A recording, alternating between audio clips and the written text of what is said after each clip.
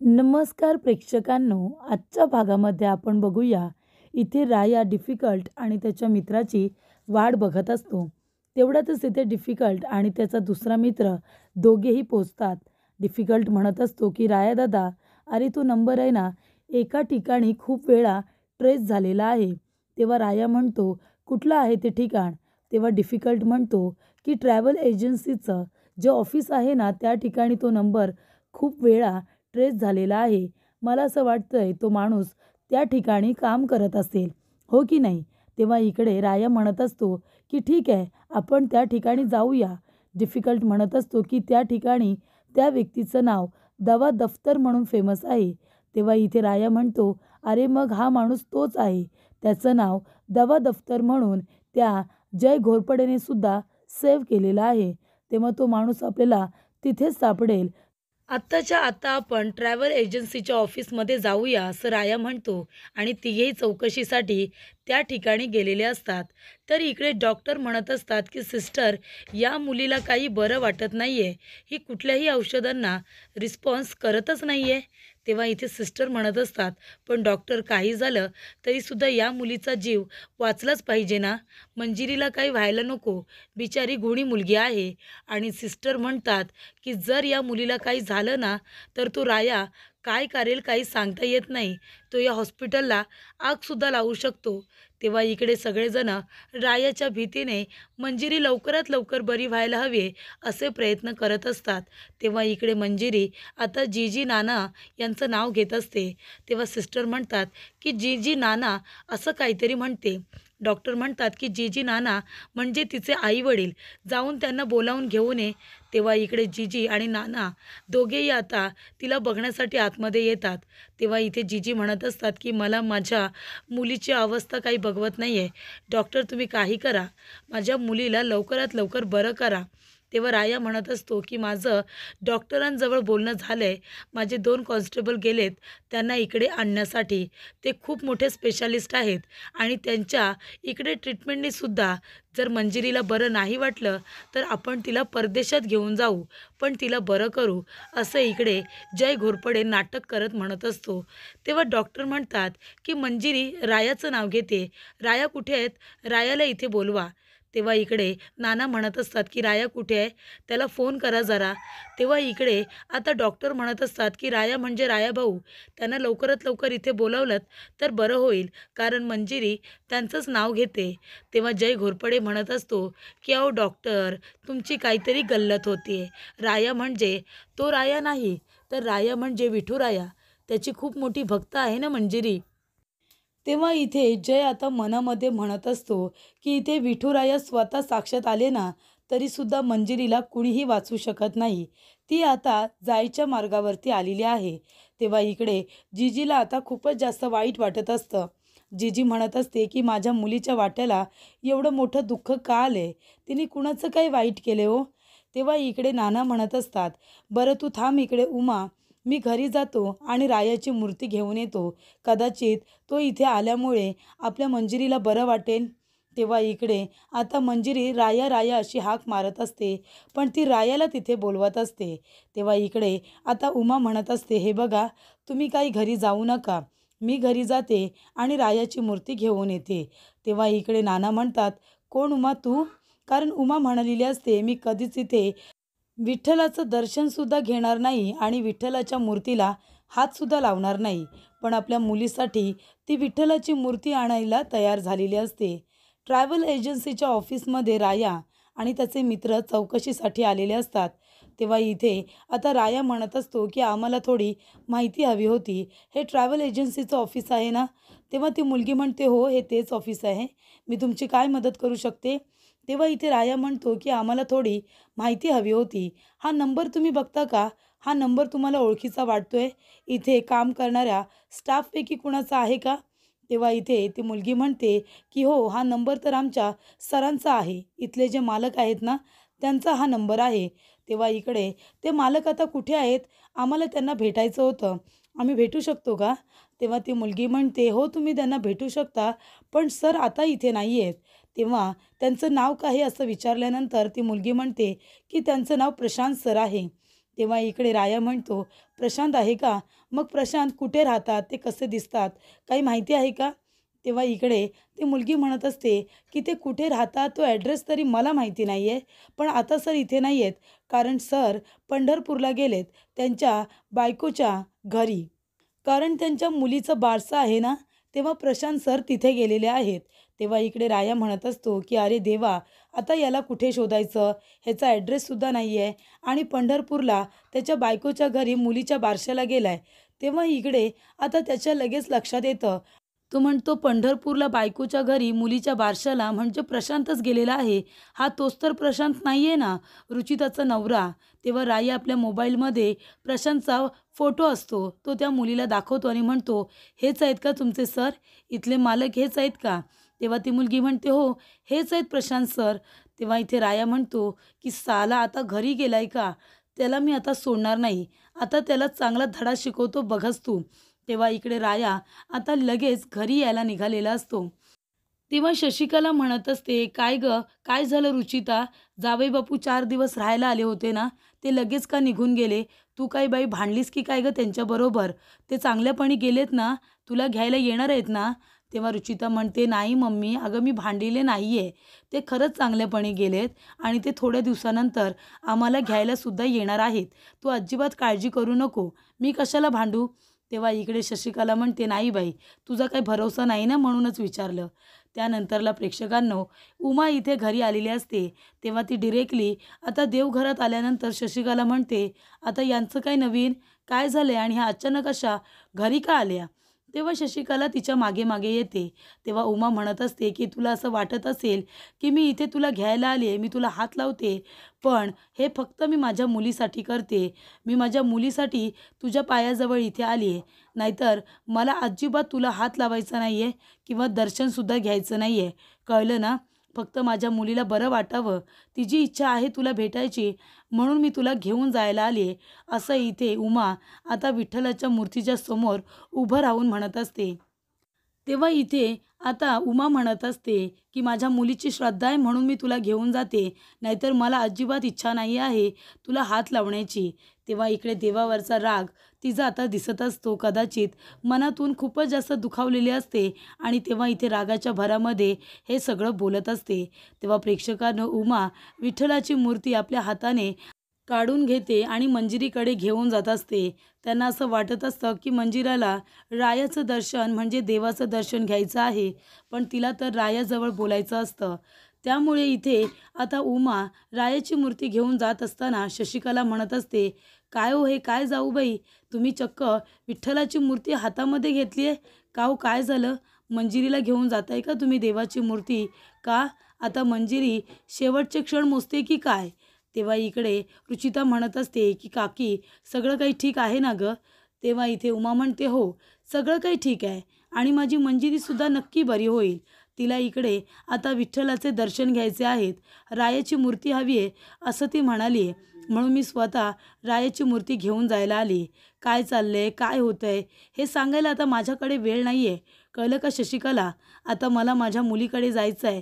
ते मला जास्त महत्त्वाचं वाटतंय," असं उमा म्हणते आणि ती इथे तिला काही न बोलता, काही उलट उत्तर न देता आपल्या मुलीकडे हॉस्पिटलला जायला निघालेली असते. तेवढ्यातच प्रेक्षकांनो, राया घरी आलेला असतो. राया म्हणत असतो, की "रुचिता, प्रशांत कुठे आहे? तुझा नवरा कुठे आहे?" तेव्हा रुचिता म्हणते, "का काय झालं?" तेव्हा राया म्हणतो, की "आता त्याला सोडणार नाही. त्याला बरोबर धडा शिकवणार. त्याने जे काही केलंय ना, त्यासाठी त्याला फोडून काढणार आहे मी." शशिकला म्हणते, माझ्या जावयाबद्दल बोलतोयस, शब्द जरा जपून वापर." तेव्हा इकडे राया म्हणत असतो, की "तो कुठे आहे ते सांग मला रुचिता. त्याला जिथे असेल ना, तिथून शोधून काढेन आणि जमिनीमध्ये गाडून टाकेन." तेव्हा रुचिता म्हणत असते, "राया, अरे झालं तरी काय, ते तरी सांग ना मला." तेव्हा राया म्हणतो, "आता सांगायला वेळ नाही आहे, कुठे आहे ते सांग." तो घरामध्ये नाही आहे असं कळल्यानंतर इकडे आता राया म्हणतो, की "पळून गेलाय काय? जिथे कुठे गेला असेल ना, तिथून त्याला शोधून काढेन आणि चांगला त्याला धडा शिकवेन. अगदी जन्मभर त्याला अद्दल घडेल ना, असं त्याला धडा शिकवणार आहे." शशिकला म्हणते, "काय झालं तरी काय, ते तरी सांगशील का आधी? आम्हाला पण कळू दे ना नक्की काय झालंय ते." तेव्हा राया म्हणतो, "आता सांगायला वेळ नाही आहे. आधी जातो, तुझा नवरा जिथे कुठे आहे ना, तिथून त्याला शोधून काढतो." त्यानंतरला इकडे आता डॉक्टर म्हणत असतात, अहो कुठे आहेत जीजी, अजून का घेऊन आल्या नाही आहेत त्या रायाची मूर्ती. कारण इथे मंजिरी राया राया करत असते. तिचे इथे पल्स आता कमी कमी होत जात असतात. त्याच्यामुळे आता खूपच जास्त सगळ्यांना टेन्शन आलेलं असतं. मंजिरी जिवंत राहते की नाही अशी भीती सगळ्यांना वाटत असते. त्यानंतरला इकडे नाना म्हणत असतात की कुठे राहिली उमा, अजून कशी येत नाही आहे. तेव्हा ते फोन करत असतात. तेव्हा जय म्हणत असतो की आता इथे रायाला तुम्ही बोलवा नाहीतर विठ्ठलाला बोलवा, काही होणार नाही आहे. कारण आता मंजिरी सगळ्यांना टाटा बाय बाय करणार. त्यानंतरला इकडे राया सगळीकडे शोधत असतो प्रशांतला, फोन लावत असतो. त्याचा फोन लागतोय का ते बघत असतो. डिफिकल्ट आणि त्याचा मित्र या दोघांना बोलावून घेतो. प्रशांतचा फोटो सगळ्या लोकांना दाखवत असतो. सगळ्यांना म्हणत असतो, याला तुम्ही कुठे बघितलं आहे का, याला तुम्ही कुठे बघितलं आहे का, असं म्हणून तो विचारत असतो. पण इकडे आता सगळेजण नाहीच म्हणत असतात. तेव्हा इथे रायाचे मित्रसुद्धा प्रशांतला सगळीकडे शोधत असतात, प्रत्येक रिक्षामध्ये बघत असतात. तर इकडे जय घोरपडे आता याला भीती वाटत असते. त्याला असं वाटत असतं की मंजिरी लवकरात लवकर गेली तर बरं होईल. कारण का तो दवा दफ्तर म्हणून प्रशांत त्या रायाच्या हाती लागला तर मग अँटीडोस काय आहे तो त्या प्रशांतलाच माहिती असतो. तेव्हा प्रशांत काही झालं तरी रायाच्या हातामध्ये लागता कामा नये असं त्याला वाटत असतं. तरी ते प्रेक्षकांनो उमा विठ्ठलाची मूर्ती त्या ठिकाणी घेऊन आलेली असते आणि म्हणत असते, मंजिरी हे बघ राया, तुझ्या रायाला इथपर्यंत घेऊन आले, घे, रायाचं दर्शन घ्यायचं आहे ना तुला. तेव्हा इकडे मंजिरी आता रायाच्या मूर्तीकडे बघते आणि ती मान हलवते आणि म्हणते की नाही राया, राया हवाय मला. त्यानंतरला इकडे आता डॉक्टर म्हणत असतात की तुमची काहीतरी गल्लत होते, गैरसमज झाला होता आपला. इकडे मंजिरीला रायालाच भेटायचं आहे. कुठे आहेत राया भाऊ, त्याला इथे बोलावून घ्या. तेव्हा मामा म्हणत असतात की उमे आता आपल्याला रायाला बोलवावंच लागेल. तेव्हा इथे नाना म्हणत असतात की राया कुठे गेलाय, मगापासून त्याला फोन करतोय पण त्याचा फोन पण लागत नाही आहे आणि लागला तर बिझी लागतोय. तेव्हा इकडे आता सगळीकडे राया फक्त प्रशांतला शोधण्यामध्ये बिझी झालेला असतो. तेव्हा डॉक्टर म्हणतात, हे बघा त्यांना तुम्ही इथे लवकरात लवकर बोलावून घ्या, कारण मंजिरी यांना त्यांच्याशी काहीतरी बोलायचं असेल, त्यांना भेटायचं असेल. तेव्हा इथे जीजी म्हणत असते, तो राया कुठे तुला भेटणार आहे, तो फोन उचलणार आहे का, आता घरी होता तो आणि आता माहिती आहे का त्या प्रशांतला शोधतोय. आधी त्या जयच्या पाठीमागे हात धुवून पडला होता आणि आता त्या प्रशांतच्या पाठीमागे पडलाय. सगळीकडे शोधतोय त्याला, प्रशांत कुठे आहे, प्रशांत कुठे आहे. तेव्हा इकडे आता नाना म्हणत असतात की काय, तो राया प्रशांतला कशाला शोधतोय. तेव्हा इकडे आता रायाला प्रशांतला शोधायचं आहे याचा अर्थ रायाला कळलं आहे की प्रशांतच दवा दफ्तरवाला आहे आणि म्हणून शेवटचा अँटीडोस हा त्याच्याकडेच मिळेल हे आता जयला कळलेलं असतं. तेव्हा इथे राया प्रशांतला शोधतोय म्हणजे आता मंजिरीचा जीव वाचवण्यासाठी तो इकडे आकाश पाताळ एक करेल प्रशांतला शोधायला. काही झालं ना तरीसुद्धा प्रशांत रायाच्या हाती लागता कामा नये. तेव्हा इथे प्रेक्षकांनो राया आता सगळीकडे शोधत असतो. पंढरपूरमध्ये जिथे कुठे तो प्रशांत मिळेल तिथून त्याला शोधून काढायचं असतं. प्रशांतसुद्धा मनाने चांगला माणूस असतो. प्रशांत म्हणत असतो की मंजिरी, माझ्यामुळे तुझी ही अवस्था झालेली आहे. मला खरंच माहिती नव्हतं की मी दिलेल्या विषचा प्रयोग हा तो जय घोरपडे तुझ्यावरती करतोय. तू मरू नाही शकत ग, तू नाही मरायला पाहिजे. तुझ्यासारखी हसती खेळती मुलगी ही जगली पाहिजे. मी तुला मरताना नाही बघू शकत. तेव्हा प्रशांत म्हणत असतो, तुझ्यामुळे कितीतरी लोकांच्या चेहऱ्यावरती स्माईल येते, आनंद येतो आणि तू जर निघून गेलीस तर मी स्वतःला कधीच माफ नाही करू शकणार. मला तुझा जीव वाचवायचा आहे. पण आता हा जय घोरपडे याने मला धमकी दिली, माझ्या बायकोला आणि मुलीला मारेल म्हणून. तेव्हा इकडे आता असा विचार करत असताना प्रशांतला रुचिताचा फोन येतो. रुचिता म्हणते, काय हो कुठे आहात तुम्ही. तेव्हा प्रशांत म्हणतो, कशी आहेस तू आणि आपली कथा कशी आहे. तेव्हा रुचिता म्हणते, का हो, आम्हाला काय होणार आहे, आम्ही तर बरे आहोत, तुम्ही काय केलं आहे का. तेव्हा इथे प्रशांत म्हणतो, मी काय केलं आहे का म्हणजे. तेव्हा रुचिता म्हणते, तुम्ही काही चुकीचं केलं आहे का, कारण राया इथे तुम्हाला शोधत आला होता आणि राया म्हणत होता की प्रशांत कुठे आहे, तुम्हाला सोडणार नाही म्हणून. राया याआधी एवढा रागात मी कधीच बघितला नव्हता. आज तो खूपच जास्त रागात होता. मला नक्की सांगा, तुम्ही माझ्यापासून काही लपवत तर नाही ना, तुम्ही काही चुकीचं केलं आहे का. तेव्हा प्रशांत म्हणतो, "नाही गं, मी काय चुकीचं केलंय?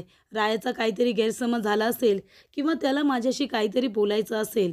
तू एक काम कर, तू काळजी करू नको. मी आता रायाला फोन करतो आणि त्याच्याबरोबर बोलून घेतो, ठीक आहे? तू नको काळजी करू." तेव्हा इथे रुचिता म्हणत असते, "हे बघा, जर तुम्ही काही चुकीचं केलं असेल ना, तर मला आत्ताच सांगा. रायाला चुकीचं काही खपत नाही आणि तो खूपच जास्त चिडला आहे. त्याच्यामुळे जर तुम्ही काही चुकीचं केलं असेल, तर मला नक्की सांगा." प्रशांत म्हणतो, "नाही गं, मी काही चुकीचं केलं नाही आहे. थांब, मी रायाला फोन करतो आणि त्याच्याबरोबर बोलून घेतो." तिचा फोन ठेवल्यानंतर इकडे जय घोरपडेचा फोन आलेला असतो. तेव्हा प्रशांत म्हणतो, "आता हा का फोन करतोय मला? याचा फोन उचलायचा नाही आहे. पण जर मी याचा फोन उचलला नाही, तर हा आणि याची माणसं माझ्या बायकोला आणि माझ्या मुलीला काहीतरी करतील." म्हणून प्रशांत जयचा फोन उचलतो. तेव्हा जय म्हणत असतो, की "हे बघ प्रशांत, काही झालं ना तरीसुद्धा रायाच्या हाती लागायचं नाही. तो राया तुला शोधतोय सगळीकडे. पळून जायचं इथून पळून." तेव्हा इकडे आता प्रशांत म्हणत असतो, की "येऊ दे ना आलं तर. मी काय त्याला घाबरतोय की काय?" तेव्हा जय म्हणतो, "अति शहाणपणा करू नकोस, अति आगाऊपणा करू नकोस. कळलं ना? हिरो बनायची गरज नाही आहे. स्वतःचा जीव वाचव आणि तिथून निघून जा. नाहीतर तो राया तुला सोडणार नाही. तुझी काय अवस्था करेल काही माहिती नाही. आणि तुला पकडल्यानंतर जर तू माझं नाव घेतलंस, माझ्याबद्दल सगळ्यांना सांगितलंस, तर मी काय करेन माहिती आहे ना? मी तुझ्या मुलीला आणि बायकोला मारून टाकेन. तेव्हा आता बघ काय करायचं आहे ते. माझी माणसं तुझ्यावरती लक्ष ठेवून आहेत." तेव्हा इकडे आता प्रशांत तिथून पळून जायचा निर्णय घेतो. तेव्हा इकडे आता मामा, नाना दोघेजणं रायाला फोन करत असतात. रायाचा फोन सतत बिझी येत असतो, कारण तो दवा दफ्तरवाल्याला सारखा फोन ट्राय करत असतो, म्हणजे प्रशांतला. तेव्हा इथे मामा म्हणत असतात, की "कुठे गेला हा राया? याचा फोनच लागत नाही आहे." तेव्हा उमा म्हणत असते, की "जाऊ दे त्या रायाला, इथे बोलू नका. हे सगळं त्या रायामुळे होतं आहे. रायामुळे माझी मुलगी मरणाच्या दारामध्ये उभी आहे." तेव्हा नाना म्हणतात, "अगं उमा, काय बोलतेस तू? या सगळ्यामध्ये त्या बिचाऱ्या रायाची काही चुकी आहे? रायाने आपल्या मंजिरीसाठी काही कमी केलं आहे का? सगळं कसं विसरून जातेस गं तू?" तेव्हा उमा म्हणत असते, "हे सगळं त्या रायामुळे आणि त्याच्या मैत्रीमुळे झालंय. माझ्या मुलीची अवस्था आहे ना त्याच्यामुळे झाली ही. किती वेळा सांगितलं मंजिरीला, त्या रायाबरोबर मैत्री करू नको, नको. तरीसुद्धा माझं काही ऐकलं नाही तिने. आणि आता काय झालं बघताय ना, आता त्या रायाचं नाव घेते, पण तो इथे आलाय तरी का?" तेव्हा इकडे मामा म्हणत असतात, की "त्याला कधीपासून फोन करतोय, त्याचा फोन पण बिझी लागतोय." तेव्हा इकडे आता मंजिरी ही रायाची आठवण काढत असते. तिने रायाकडून वचन घेतलेलं असतं, "जर मला काही झालं तर माझ्या कुटुंबाची काळजी घे." तिचा विश्वास असतो रायावरती, की राया असा व्यक्ती आहे ज्याने एकदा वचन दिलं की दिलं आणि तो शेवटपर्यंत ते पार पाडणार. इकडे मैत्रीचं नातं आहे तर आहे. मग जिजी इतका अपमान करते, राग करते, पण तरीसुद्धा रायाने कधीही मंजिरीचा राग केला नाही, की तिच्याबरोबर असलेली मैत्री तोडली नाही. त्यानंतर प्रेक्षकांनो इथे प्रशांत रायाला बघतो आणि रिक्षामध्ये जाऊन लपून बसत असतो. तेवढ्यातच इकडे राया आता त्याच्या नंबरवरती सतत फोन करत असतो आणि इथे फोन केल्यानंतर आता त्याच्या मोबाईलची रिंग वाजत असते. तेव्हा राया आजूबाजूला बघतो, की रिंगचा आवाज कुठून येतोय आणि तेवढ्यातच ती रिक्षा तिथून जात असते आणि तेव्हा रायाने बघितलेलं असतं, की त्या रिक्षामध्ये आता लपून बसलेला प्रशांत त्याने बघितलेला असतो. आणि जेव्हा त्याला कळतं, की या रिक्षामध्ये प्रशांत लपून बसलेला आहे, तेव्हा रायाला खूपच जास्त राग येतो. तो परत फोन करतो आणि त्याच्या मोबाईलची रिंग ऐकून आल्यानंतर त्याच्या मागे धावतच राया आता जातो. आणि त्याच्या मागे धावत असताना रिक्षा पुढे निघून जाते. तेव्हा राया दुसरा रस्ता पकडतो आणि दुसऱ्या रस्त्याने आता रिक्षाच्या समोर येऊन उभा राहतो. आणि रिक्षाच्या समोर आल्यानंतर त्याच्या हातामध्ये एवढी मोठी दगड असते. जर रिक्षा परत चालवली तर रिक्षाची काच तर जाणारच, त्याचबरोबर ड्रायव्हरसुद्धा जाणार. त्यामुळे इथे रिक्षा आता उभी राहिलेली असते. राया आता समोर येतो. प्रशांतला आता रिक्षातून बाहेर खेचून काढतो. त्याच्या थोबाडीत देतो आणि म्हणतो, "कुठे चाललेस तू? सांग ना, कुठे जातोयस पळून? कुठेही पळून गेलास ना तरीसुद्धा तुला शोधून काढणार, कळलं का? चल ये इकडे बाहेर ये. सांग ना, का केलंस तू असं? मिसफायरला औषध का दिलंस? तिच्याबरोबर तुझी काय दुश्मनी काय आहे?" तेव्हा इथे रायाने आता परत त्याच्या मोबाईलवरती फोन केलेला असतो. म्हणतो, "हे बघ, दवा दफ्तर हा तुझाच नंबर आहे ना?" आणि फोन केल्यानंतर त्याच्या रिंगवरती आणि मोबाईलवरती रायाचा नंबर आलेला असतो. तो म्हणतो, "हा बघ, हा नंबर माझाच आहे, कळलं ना? पळून जात होतास का तू? मला फसवत होतास. तर पुढील भागामध्ये आपण बघूया प्रेक्षकांनो, इथे रायाने प्रशांतला आता मारून झोडून हॉस्पिटलला आणलेलं असतं आणि तो म्हणतो, "बोल, आताच्या आता खरं काय आहे ते सांग." तेव्हा रुचिता म्हणते, "सांगा लवकर खरं." राया काय बोलतोय? तेव्हा इकडे राया म्हणत असतो, की "मिस फायरला जी औषधं दिली आहेत ना विषाची, ती याच माणसाने दिलेली आहेत." तेव्हा इथे उमा म्हणते, "काय बोलतोयस तू? 4 दिवस झाले प्रशांत इथे आलाय आणि तो कसं काय औषध देईल?" तेव्हा राया म्हणत असतो, की ती औषधं याच्यामार्फत जय घोरपडेने दिलेली आहेत आणि इथे रायाने सत्य सांगितलेलं असतं.